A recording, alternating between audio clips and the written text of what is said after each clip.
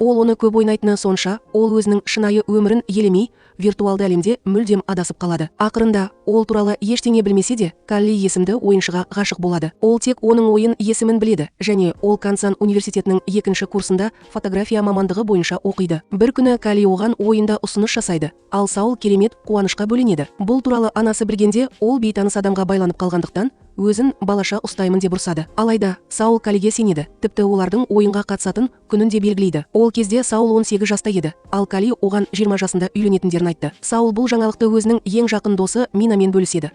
Ол оны мазақ етіп, шынайырақ болуға кеңес береді. Бұл оның ақырында тек ауыратынын ескертеді. Саул Минаны құда түскен күні үйіне шақырады. Сонда ол бәрін өзі көре алады. Құда түскен күні Мина ойында құда түсу кеші басталғанша Саулмен бірге болады. Саулды да, Каллиді де білетін көптеген ойыншылар бұл шараға қатысады. Алайда Калли кешігіп келеді және ешқашан желіге қосылмайды. Саул күте береді, ал адамдар Калли қашып кетіп, оны тастап кеткен болуы мүмкін деп өсек айта бастайды. Мина да Саулға мұндай нәтижені күтуге болатынын айтады. Өйткені Калли ешқашан жеткілікті жауапты болмаған. Өйткені бұл шынайы өмір емес, жай ғана ойын болды. Күндер өтіп жатыр. Калли әлі интернетке қосылмаған. Ол Саулдың ешбір хабарламасына ешқашан жауап берген жоқ. Ақырында Саул кек алуды шешеді. Ол толығымен оқуға ден қойып, Кейли университетінің фотография факультетіне оқуға түсті. Сеулде болған алғашқы күннен бастап, ол Каллиді барлық жерден іздеді. Мәселе мынада, ол оның сыртқы түрін, тіпті шын есімін де білмейді. Кейінірек ол жаңа студенттерді қарсы алу кеші туралы біліп, оған баруды шешеді. Ол қатты қобалжығанымен, өйткені қоғамдық іс-шаралар оған оңай емес. Кеште оған әдемі жігіт келіп, амандасып, оның келуін күтпегенін айтады. Абдырап қалған ол Сеулден оны танитынын сұрайды. Жас жігіт аздап ашуланып, олар кездесуі керек деп жауап береді. Содан кейін кешке кетеді. Сеул шошып кетті де, ол шынымен Кейли болуы мүмкін бе деп ойлай бастады. Ол оның артынан ішке кіреді, бірақ алдымен өзін таныстыру керек. Ол барлығына өзінің есімі Саул екенін айтады. Джо есімді қыз Саулды өзімен бірге отыруға шақырып, дос болғысы келетінін айтады. Ол кетпек болғанда Джо оны тоқтатады. Жақында оларға Мо есімді бала қосылады. Ол Джоның сұлулығына тәнті болып, оған қызығушылық танытатын көрінеді. Мерекені тойлау үшін Мо сусындарға тапсырыс береді. Ал олар үшеуін ішеді. Саул алкогольге үйренбегендіктен біраз уақыттан кейін ол мас болып қалады. Топ сұрақ ойынын ойнай бастайды. Джо Сеулден алғашқы махаббаты туралы сұрайды. Сеул өзінің бірінші ғашығы орта мектептің соңғы курсында оқып жүргенде онымен құда түсуге уәде бергенін, бірақ ешқашан келмегенін және оны жалғыз қалдырғанын түсіндіреді. Джо бұл адамның кім екенін және ол атақты адам ба, әлде қарапайым жігіт пе деп сұрайды. Сеул кеш алдында кездескен жас жігітті нұсқап, оның сол жерде отырғанын айтады. Ол оның қасына келіп, оны құда түсу кешінде күткенін, бірақ ол ешқашан келмегенін айтады. Мас күйінде ол тіпті оны ұра бастады. Оның жағдайын түсінген жас жігіт сабыр сақтап, оның тынышталуын шыдамдылықпен күтеді. Ақыры Сеул ұйықтап қалады. Жас жігіт оны қолына алып үйіне апарады. Келесі күні таңертең Сеул үйде оянып, кеше түнде болған оқиғаның бәрін есіне алады. Ол қатты ұялып қалды. Дайындалып болған соң, ол университетке барады және әсіресе кешке қатысқандардың көзіне түспеу үшін барын салады. Сонымен бірге Сеул толық емес жұмыс күнін іздейді және оны университет кітапханасынан таба алады. Ол өзінің алғашқы жұмыс күніне келгенде, оның әріптесі Кейли деп қателескен жас жігіт екенін біледі. Ол оны көргенде күлімсіреп, оның жаңа әріптесі болу керек екенін айтады. Сеул оның есімі Юн екенін біледі. Ол 3-ші курста оқиды. Студенттер одағының президенті және университеттегі ең танымал студенттердің бірі. Юн оған кітапхана жұмысы, соның ішінде кітаптарды сөрелерге қою туралы айтып береді. Олар сөйлесіп жатқанда, Сеул оған біреуді ең қажет кезде күткенін айтады. Бәрі ескерткеніне қарамастан, ол оған бәрібір сенді. Юн оны тоқтатып, жағдайды дұрыс түсінбегенін түсіндіреді. Ол оған олардың алғашқы кездесуін еске түсіреді. Сеул университетке құжат тапсыруға келгенде, Юн қабылдау комиссиясының мүшесі болған екен. Ол одан неліктен фотографияны оқығысы келетінін сұрады. Сеул оған үйленуге уәде берген жігітті табу үшін осында келгенін, содан кейін жоғалып кеткенін айтты. Сол кезде ол көзіне жас алды. Юн оған орамал беріп, оны тыныштықпен жұбатып, ауруханаға түскеннен кейін қайта кездесетіндерін айтты. Шамасы, Сеулде олар бұл кездесуді мүлде ұмытып кеткен сияқты. Өзін жайсыз сезінген Сеул қателігі үшін де, кештегі жүріс-тұрысы үшін де кешірім сұрайды.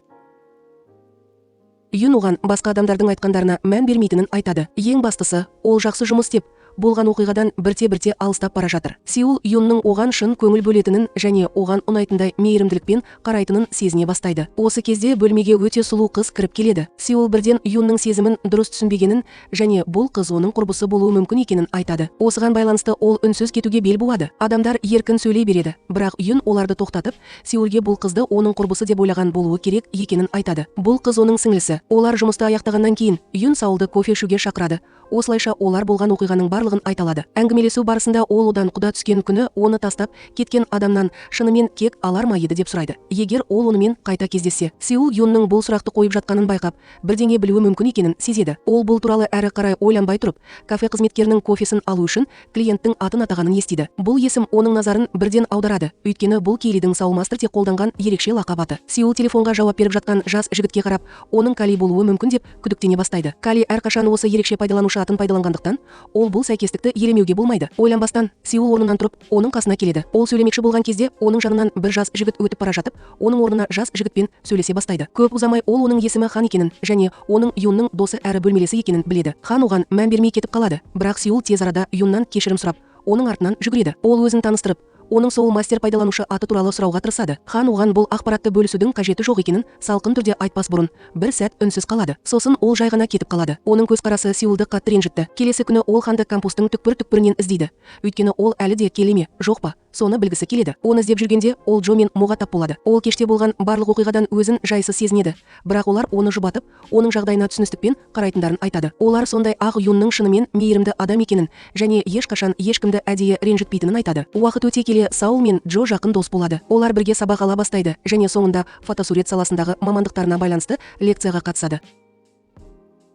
Дәріске фотосурет мамандығы бойынша оқитын барлық курс студенттері қатыса алады. Саул бетін жасырып ұйықтап жатқан студенттің қасына отырады. Ақыры оянғанда оның Хан екенін білгенде таң қалады. Хан оған күдікті әрекет етіп жатқанын және оның орнына алға қарау керектігін айтқанша, ол оған мұқият қарай береді. Ол тіпті егер ол қарап тұра берсе, кетемін деп қорқытады. Ол шынымен орнынан тұра бастағанда, Сеул оның жеңінен ұстап кетпеуін өтінеді. Ол өзінің мінез құлқынан бірден ұялады. Дәріс аяқталғаннан кейін Сеул Ханнан жан шебері ретінде онымен ойнауды сұрайды. Ол бастапқыда бас тартады, бірақ ол ақырында оны мазаламау үшін оны қабылдағанша талап ете береді. Сеулдың басты мақсаты оның ойында қолданатын пайдаланушы атын білу. Алайда Хан жүйеге кіргенде есептік жазбаның толығымен жабылғанын көреді. Бұл Калининікінен өзгеше. Хан бұл жай ғана балама есептік жазба екенін түсіндіреді. Себебі оның негізгі есептік жазбасы қазір қолжетімсіз. Олар бірге ойнап жатқанда Сеул Ханның ойын мәнері Калидікінен мүлде басқаша екенін байқайды. Оның мінезі де бөлек. Оның есінде қалған сыпайы және ілтипатты Калиден айырмашылығы, Хан ашық, дөрекі және жиі ұялады. Ол өзінің сезіміне мән бермейді. Хан Сеулдің оған неге сонша қызығатынын қазірдің өзінде біледі. Ол қарсы алу кешінде Юн екеуінің арасындағы оқиғаның бейнежазбасын көріп,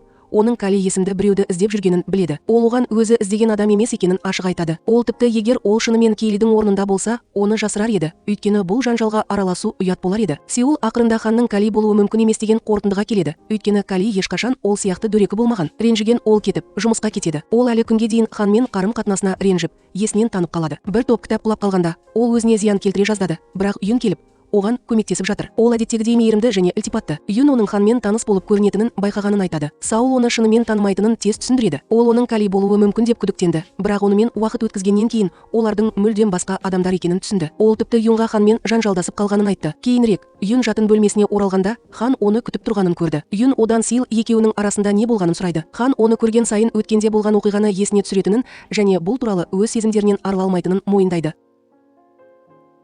Юн қасында жатқан күнтізбеге бір қарап, санаулы күндер қалғанын байқайды. Екеуінің де үлкен күнді күтіп жүргені белгілі болды. Бұл арада Ханның ауыр сөздері Сеулді мойындағысы келгеннен де қатты ренжітті. Ол бірнеше күн бойы университетке түсуді тоқтатады. Ол болмаған кезде Юн Джодан ол туралы жиі сұрайды. Тіпті оның кейбір жұмыстарын аяқтауға көмектеседі. Сеул кампусқа қайтып келгенде Джо оған Юнның қаншалықты уайымдағанын айтады. Джоның айтуынша, ол туралы күнде дерлік сұрайтын және оған шынымен қызығатын сияқты. Джо сонымен қатар Юнның университеттегі ең танымал студенттердің бірі екенін және сансыз қыздардың онымен уақыт өткізгісі келетінін атап өтеді. Сеул Юнның бұл тұрғыда оған қызығушылық танытпауы мүмкін екенін айтады. Көп ұзамай олар тағы бір дәріске қатысып, топтық жобаны аяқтау керек екенін біледі. Әр топ 5 студенттен тұруы керек. Әрине, көптеген қыздар Юнгты өз командаларына қосылуға шақыруға асығады. Алайда Юн сыпайы түрде бас тартады және оның тобы бар екенін айтады. Барлығын таң қалдырғаны, ол тікелей Сеулге бет алып, оның командасына қосылатынын хабарлайды. Сеулдің қобалжығаны сонша, ол жауап бере алмайды. Джо оған жауапты және Юнға Сеулдің келісетінін қуана хабарлайды. Джо да сол топқа қосылуға шешім қабылдады. Мо бірден ерікті болды, өйткені оған Джомен көбірек уақыт өткізуге барлық мүмкіндік қажет. Осылайша, бір ғана бос орын қалды. Юн күлімсіреп, олардың 5-ші мүшесі кім болатынын нақты білетінін айтады. Ал Сеулды таң қалдырғаны, бұл Хан. Ол бірден наразылық білдіреді, өйткені ол онымен жұмыс істегісі келмейді. Бірақ Юн Ханның талантты екенін және жоба үшін пайдалы болатынын айтады. Хан тек қатысуға келіседі, өйткені ол жақсы баға алғысы келеді және басқа жағдайда топтық жұмысқа қызығушылық танытпайды. Хан Саулға жиі қатал болғанымен, Юн оған әрқашан жұмсақ әрі ілтипатты. Оның мейірімділігінің байқалғаны сонша, тіпті Сеул де оны шынымен ұнатама деп ойлай бастайды. Бір күні Сеул ханның өз тобында болғанына ренжіп үйіне қайтады. Өйткені ол әлі де оның жанында өзін жайсыз сезінеді. Кездейсоқ ол оны көшеде мысықты ұстамақ болған кезде байқап қалады. Қызығып, оған жақындап, не істеп жатқанын сұрайды. Хан мысықтың адасқан болып көрінетінін және үйсіз адамға ұқсамайтынын түсіндіреді. Олар есін тапқанша оған қамқор болғысы келеді. Саул оған мысықты ұстауға көмектеседі және ол оның жануарларға қаншалықты жұмсақ қарайтынына таңғалады. Ол оның мұндай жағын бұрын соңды көрмеген. Ақырында ханның кететін уақыты келді. Ол кезде Сеул мысыққа үйір болып үлгерген болатын және ол есі табылғанша анда-санда қонаққа бара алатынын сұрады. Хан оған мысықты жатақханасында ұстай алмайтынын айтады.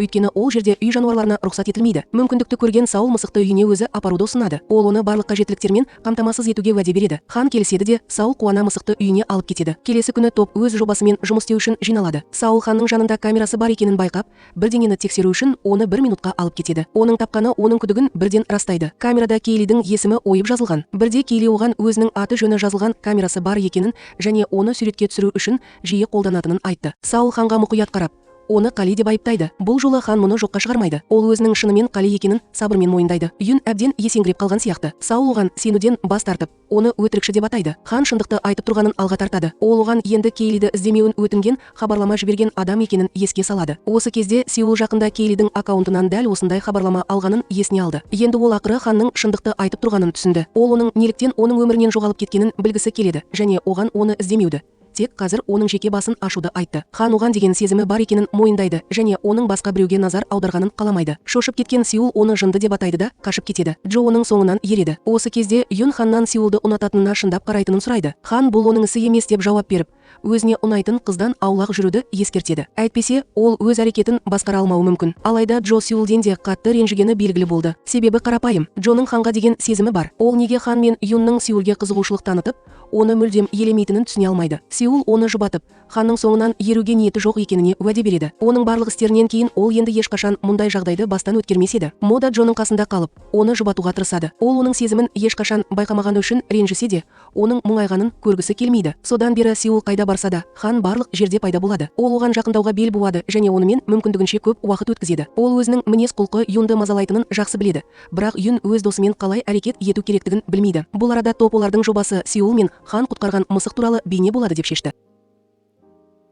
Олар бұл бейне мысықтың есін табуға да көмектеседі деп үміттенеді. Бір күні Сеул хан қаңғыбас мысықтарды жиі тамақтандыратын бақшаға барады. Ол оның басқа мысыққа күтім жасап жатқанын көріп, онымен бірге отыруға болатынын сұрады. Оның қолындағы мысықтардың сызаттарын байқаған кезде, ол таңғышты алып, оны жаралардың біріне ақырын жағып жіберді. Содан кейін ол оған оны шынымен жақсы көрмейтінін білетінін айтты. Оның айтуынша, ол оған жеке тұлға ретінде тіпті қызықпайтын сияқты. Ол Келли туралы бақытты естеліктерін сақтағысы келетінін түсіндіріп, оның эмоцияларымен ойнамауын өтінеді. Ол оған университетте жай ғана сыныптас болып қалу керектігін айтады. Осылай деп кетіп қалады. Хан оған қаншалықты жамандық жасағанын алғаш рет түсінді. Осы кезде Саул үйіне қайтып, Минаны қонаққа шақырады. Ол Минаға ақыры Кейлиді тауып алғанын және оның шын мәнінде кім екенін білгенін айтады. Ол сондай-ақ олардың арасында болғанның бәрін түсіндіреді. Ашуланғанына қарамастан, Саул ханды мүлдем жек көре алмайтынын мойындайды. Келесі күні Сеул кейбір құжаттарды алу үшін қоймаға барады. Бірақ ол ішке кірген бойда оның артындағы есік кенет жабылады. Айналасындағы қараңғылықты көріп, ол шошып, жағдайы нашарлай бастайды. Көп ұзамай оның көз алдында өткендегі азапты естеліктер жыпылықтай бастайды. Сеулды орта мектепте оқып жүргенде қорлық көргені белгілі болды. Кейбір қыздар оны мектептің қоймасына қамап, жарықты өшіріп, қараңғыда қалдырды. Қорқып, басқа ешкімді ойлай алмаған Саул Келлиге ойынға көмектесуін сұрап хабарлама жазды. Келли оның хабарламасын көргенде үрейленіп, не істерін білмей қалды. Бақытымызға орай, дәл осы сәтте оның қасында Юн болды және ол дереу мектепке қоңырау шалып, Сеулге көмек жіберді. Мектеп қызметкерлері оның кім екенін сұрағанда, Юн оның Сеулдың жігіті екенін айтты. Юн да, Кали де ол үшін қатты уайымдады. Сондықтан олар да мектепке асықты. Бірақ олар келген кезде мектеп қызметкерлері Сеулды құтқарып үлгерді және ол дереу ауруханаға жеткізілді. Алайда Юн сол күннен бастап Сеулдың жүзін анық есіне алды. Сондықтан ол оны университетте қайта көрген алғашқы сәтте-ақ таныды. Бірақ Сеул оны құтқаруға екеуі де көмектескенін ешқашан білмеді. Енді қазіргі уақытта Юн Келлиге қоңырау шалып жатыр. Өйткені Келли де Сеулмен бірге қоймаға баруы керек еді. Бірақ Келли бұл туралы мүлдем ұмытып кетті. Ал Юн мұны түсінген соң, бірден Сеулге алаңдай бастайды. Бір секундты да босқа өткізбей, Юн қоймаға асығады. Ол жерден Сеулдың ес-түссіз жатқанын көреді. Ол оны тез сыртқа шығарып, жұбата бастайды. Бірақ дәл осы сәтте Келли бәрін сырттан көріп, ренжігенін сезіп, үнсіз кетіп қалады. Кейінірек Сеул есін жиған кезде ол Юнға алғысын білдіреді. Осы сәттен кейін Сеул мен Юнның арасындағы байланыс одан сайын күшейе түседі. Бірнеше күннен кейін Юн Саулға телефон соғып, онымен вокзалда кездесуін сұрайды. Өйткені ол оған маңызды бірдеңе айтқысы келеді. Ол келіседі және оны күтеді. Алайда Хан да оған телефон соғып, онымен тез арада кездесуін талап етеді. Өйткені ол Кали туралы маңызды нәрсені мойындауы керек. Сеул өзінің жоспарлары бар екенін және келе алмайтынын түсіндіреді. Хан онымен дәл қазір кездесу керек екенін айтады. Өйткені бұл өте маңызды. Қуанып қалған Сеул ақыры оны көру үшін автобусқа отырады. Дәл осы сәтте Юн оның автобусқа отырғанын көреді. Бірақ оны қуып жете алмайды. Сеулге келгенде ол Ханды Бом есімді адамға арналған ескерткіштің алдында тұрғанын көрді. Хан мемориалға жүгініп Сеулды таныстырады. Ол Бом әрқашан танысқысы келетін қыз екенін айтады. Сеул мемориалдағы суретке мұқият қараған кезде ол таң қалады. Бұл сурет Ханның суретімен бірдей. Хан өзінің абдырап қалғанын түсіндіреді. Бірақ шындық мынада, бұл сурет оның егіз ағасы Баумға тиесілі, ал Баум нағыз Кали болды. Саулдың көзіне жас толып, оны бірден жоққа шығарады. Ол Ханның өтірік айтуы керек екенін және Калидің ешбір жағдайда өле алмайтынын алға тартады. Бірақ ол бұрылып қайта қараған кезде шындықты елемеу мүмкін болмай қалады. Юн оған мұңға толы көздерімен қарап, Ханның шындықты айтып тұрғанын растайды. Ол Бомның оны шынымен жақсы көретінін, тіпті оларға құда түсу туралы айтқанын түсіндіреді. Алайда, құда түскен күні Бом әлі университетте оқып жүрген. Кешігіп, оған дер кезінде жетуге асыққандықтан, оны қарсы алуға асыққан бағдаршамның үстінен өтіп кетті. Өкінішке орай, ол жан түршігерлік апатқа ұшырады. Оған тағы бір көлік үлкен күшпен соғылып, оқиға орнында көз жұмды. Дәл осы себепті ол ешқашан үйлену тойына келмеді. Саул жай ғана көзіне жас алды. Ол өзін кінәлап, оның кесірінен бомба жарылғанын айтады. Хан оған ақырын айтады. Сондықтан олар ешқашан шындықты ашқысы келмеді. Олар оның кінәсі деп ойлайтынын білді. Сеул көзіне жас алып, оған бәрібір айту керек екенін айтады. Осы уақыт ішінде ол Борнды жек көрді және оны тек кек алғысы келгені үшін іздеді.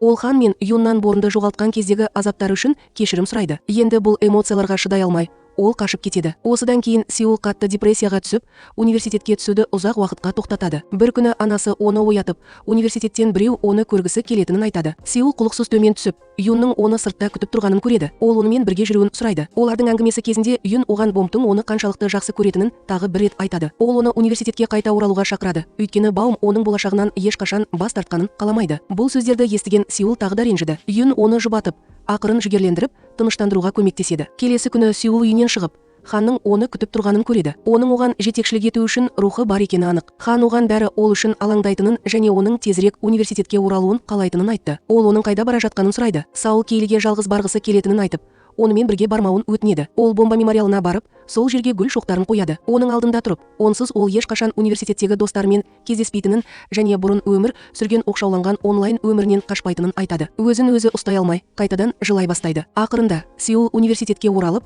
достарымен жобаны жалғастыруды шешеді. Джо оны көрген бойда оны жеңіл ұрып, ескертусіз жоғалып кеткені үшін ұрсады. Джо оның шынымен алаңдағанын мойындайды. Сеул кешірім сұрап, ешкіммен бетпе-бет келе алмайтынын және қалпына келу үшін жалғыз қалу керек екенін түсіндіреді. Бірте-бірте ол қайтадан алға жылжи бастайды. Достарының қолдауымен ол бірте-бірте қайғысын жеңе бастайды. Сонымен бірге Юн оған айтарлықтай мейірімді бола бастайды. Ол онымен сөйлескен сайын, Сеул өзін Кейлимен басынан өткерген барлық нәрсеге ғана қамқорлық көрсететініне сендіреді. Ол оның сезімдері романтикалық болуы мүмкін екеніне сенуден бас тартады. Осыған қарамастан, ол үнемі ол туралы ойланып, оның іс-әрекетін басынан өткізіп отырады. Джо бәрін байқап, университеттегі ең танымал жігіттің ең жақын досына ғашық болып көрінгеніне жасырын түрде қуанады. Соңында топ өз жобасын аяқтап, оны желіде жариялауды шешеді. Бірнеше күннен кейін Хан Саулға телефон соғып, таңғаларлық жаңалықты хабарлайды. Олардың видеосы мысықтың есіне жетті. Ол онымен байланысып, үй жануарын қайтарғысы келеді. Саул қатты қуанды. Ол мысықты үйінен алып кетіп, Ханмен бірге қоштасу үшін кездеседі. Көп ұзамай мысықтың иесі келіп, үй жануарына қамқорлық көрсеткен үшін шын жүректен алғыс айтып,